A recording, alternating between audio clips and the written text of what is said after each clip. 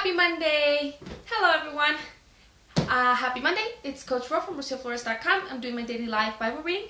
I put the little snow filter on because it's cold outside. It was like 70 degrees yesterday. And today we woke up and they say like the high is like 20 something. I don't know how cold it actually is because I'm inside. But it does look like there's some snow out there and I'm going to have to like take my time heating up my car when I leave. So, oh well. So today we're going to read, we're going to read a lot, but it's not like a lot. It's just more like many chapters. So we're reading chapter 25, 26, and 27. But that's because chapters 25 and 26 are really, really short. And yeah, I don't know what else to say. I hope you guys had a good weekend. I hope that you're having a good start to the week. I know I waited till like a little bit later in the day. I'm just playing around with like what time in the day is best to do these lives. Ooh, something's in my eye. Ooh. That was weird. Okay, so apparently the imaginary snow flurries are in my house too. Okay, so I'm just gonna start and then I'll just say things as they come up. Okay. Alright. Chapter 25. Then Bildad the Shuhite replied, "Dominion and dread belong to him," as in God, "the one who establishes harmony in the heavens. Can his troops be outnumbered? Does his light not shine on everyone? How can a person be justified before God?" Hello. "How can one born of woman be pure? If even the moon does not shine and the stars are not pure in his sight, how much less man, who's a maggot, and the son of man, who's a worm?" So kind of harsh. He's talking, yeah, sounds kind of harsh. That's really short. So he's saying dominion, so everything, obviously everything belongs to God. And how does his light not shine on everyone? How can a person be justified before God? So I guess he's trying to get at the whole Job telling him that he wants to, he wants God to be the one that like says he's right and, you know. So I guess, I don't know, I don't understand like the purpose of what his friends are trying to tell him. I guess I understand where like that the interpretation for a lot of people is that they're trying to, their belief is that he has done something to deserve this. So I guess I don't understand if he keeps telling them like stop telling me that. I get that's what you think, but I'm just gonna let God be my judge. Then they're just kind of turning it back like back and forth. I'm like, oh my God. Okay. So next is Job's reply, and so Job's reply is going to be 26, 27, 28, 29, 30, 31. Okay. And then 32 we bring a new person in.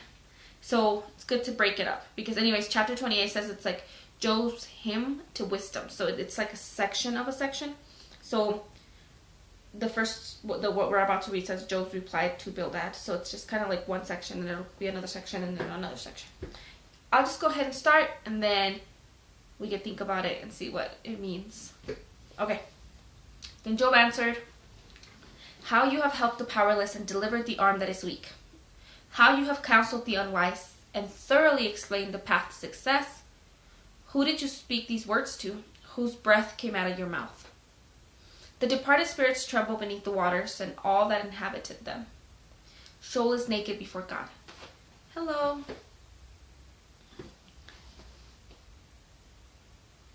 "And Abaddon has no covering." I don't think that word has come up yet. And I'd have to look it up to kind of share with you what that word means. I have like the back of this book tells me like the meanings of certain words and stuff. And I know I've gone through them before. It's just, you know, some words you're like, oh, they're not as like, you know, important or pressing to like really know. So Abaddon, a Hebrew word for either the grave or the realm of the dead. Okay, that makes sense because Sheol is also the same kind of thing. Okay, he stretches the northern skies over empty space. He hangs the earth on nothing.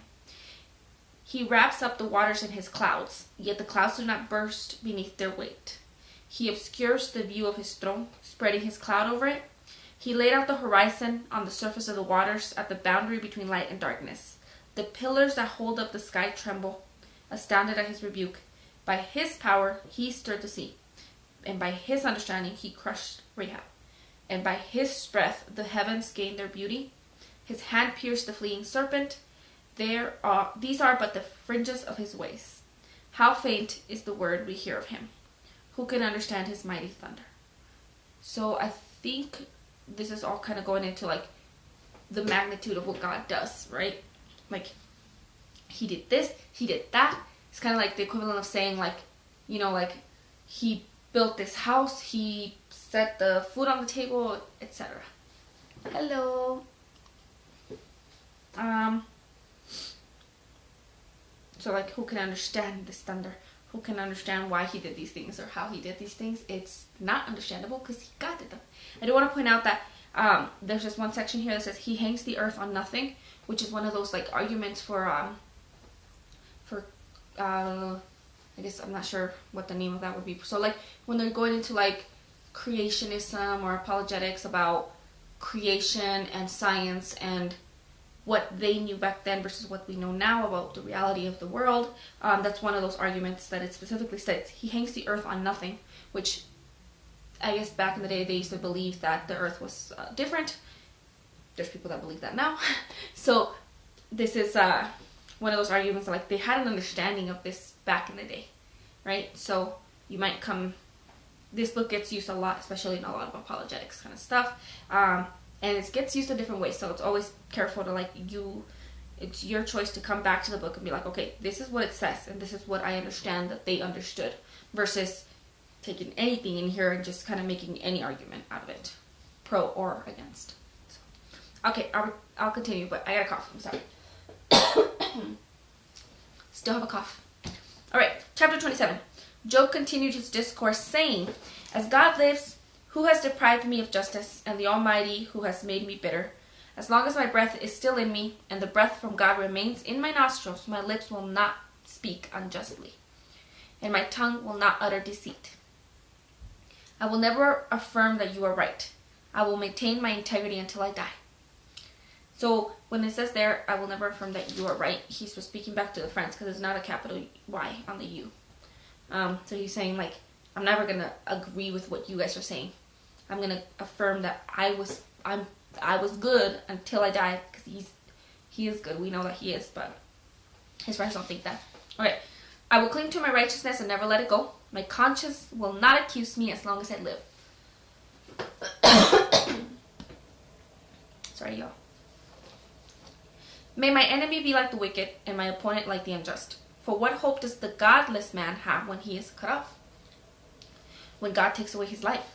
Will God hear his cry when distress comes on him? Will he delight in the Almighty? Will he call on God at all times? I didn't bring water into the room with me. Sorry about that. Okay. Let me continue. Chapter 27, verse 11. I will teach you about God's power. I will not conceal what the Almighty has planned. Although you have seen this for yourselves. Why do you keep up this empty talk? See, he's saying it too. Okay, that's what I don't get. A lot of it sounds to me like, I'm like, I don't understand why his friends are saying what they're saying. Like, it doesn't make sense to me. I don't understand what they're trying to, like, get at, or why they're putting so much emphasis on what they're saying. And so he's seeing it this way too. Like, it's just emptiness. It's just like, ugh, why are you saying this? So I don't think I'm crazy. Okay. 13. This is a wicked man's law from God. The inheritance of the ruthless received from the Almighty. Even if his children increase, they are destined for the sword. His descendants will never have enough food. Those who survive him will be buried by the plague, yet their widows will not weep for them. Though he piles up silver like dust and heaps up a wardrobe like clay, he may heap it up, but the righteous will wear it, and the innocent will divide up his silver. So no matter how much you try to get, if you're bad, none of it will ever be good enough or good for you or enough, and somebody else will always end up with it. That's what I got from it. Like, it's not worth it to try and, like, save up money and possessions. It's not going to help you if you're not good. Like, if you're not a good man. I like to point out, this is what I was thinking this weekend, though, because he was talking about, like, what righteousness. So basically, they're all saying, like, hey, if you're bad, this will happen, right?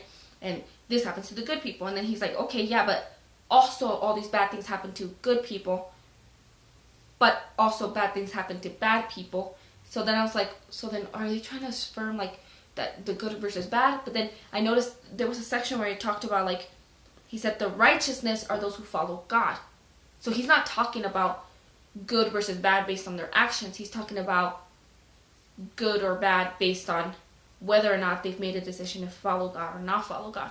So that's a big distinction, because we like to think about how, I guess in general, this is how I saw it too, even when I didn't understand this, was like the church was a thing about like good versus bad, right? Like they're telling you what's good and what's bad, or who's good and who's bad, or what specific things you do are good or bad.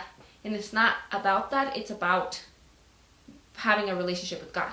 That's the divider. It's not about one person being better than another.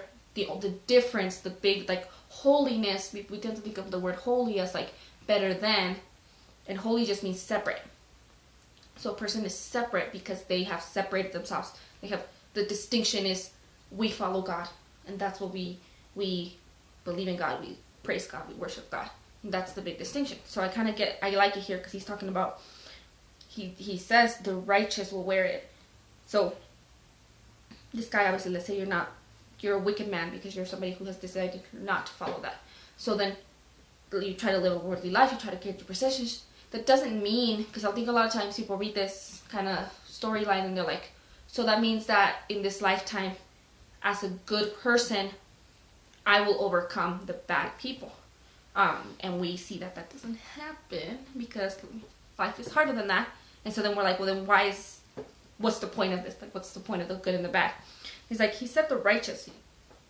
And that's very different, because it probably means that it's not talking about people who are good today will suddenly get all the silver and clothing and all the stuff.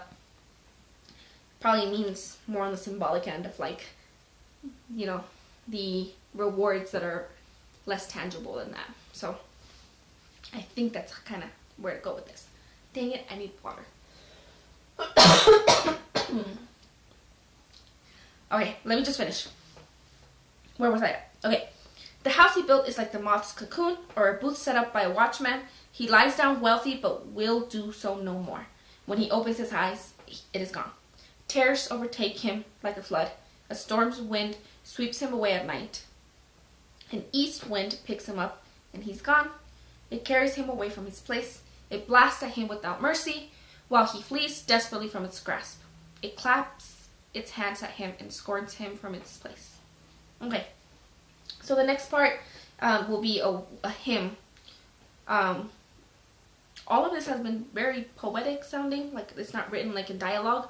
And so this is set off specifically written as like a hymn, meaning that the people who originally set this up and like put it together and put it into sections recognized there was a specific difference between this section and the other section.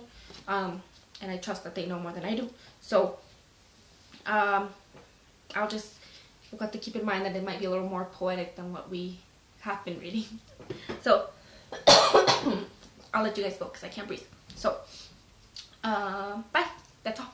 I will post this on my YouTube, bit.ly/Rose Daily Life Bible Reading, or bit.ly/Rose YouTube. And I hope if any of you guys are in the cold weather, that you're nice, snuggly, and warm and drinking hot stuff. And if you're in the heat, enjoy it. Have a good day. Okay, guys? Bye.